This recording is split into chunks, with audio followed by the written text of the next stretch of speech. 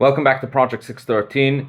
We have been learning all about different utensils that could become ritually impure through being in contact with any of the primary sources of impurity. And today's mitzvah is that another one of the primary sources of impurity is a man who experiences an abnormal seminal discharge, and this can cause him to be ritually impure. If it happens once, he is not yet considered impure, but if it happens a second time, then this person is called a zav, and he can transfer ritual impurity not only to other people but also to other utensils. And if it happens a third time, then there are even stricter rules as well. So many of us have heard the story, the Hanukkah story, when the Jewish people found one jug of pure olive oil. And this is a story we hear as children and we don't think much of it. But what does it actually mean that the jug was pure? What does it mean, pure olive oil? Well, in fact, this story is very much connected with the mitzvah that we're learning today, because the halacha is that if a utensil becomes ritually impure, then the content that's inside of it could become ritually impure as well. However, an exception to the rule is that when you have an earthenware utensil, if it's sealed, then even if the impurity touches it from the outside, its contents can remain ritually pure so long as it's sealed.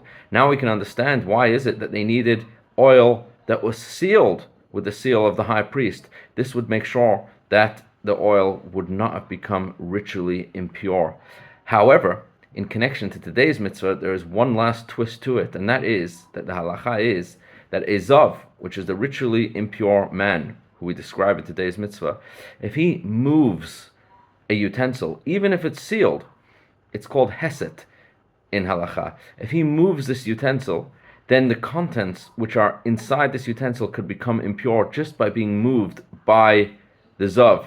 This isn't true of all sources of ritual impurity. For example, if you have a sealed utensil, it could be right underneath the head of a dead man, and the contents would not become ritually impure because it's sealed. Or it could be in the same building as a dead person, and even though if you touch a dead person, then that conveys ritual impurity.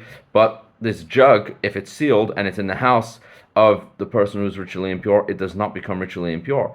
But when it comes to a zav, the man who we are discussing today, if he touches this, if he touches a vessel, a utensil, even if it's sealed, and if he moves it, then by moving it alone, he causes that the contents should be ritually impure as well. And therefore, when it came to this Hanukkah story, in actual fact, part of the miracle wasn't only that they found a jug of olive oil that was left with a seal intact, but actually they found it in a way that it was very clear that it had not been moved. Because if any of the Greek soldiers would have even moved it, they had the halachic status of a zav, of the ritual impurity which we are discussing today, and they would have caused this jug of olive oil to become unfit for use just by way of moving it.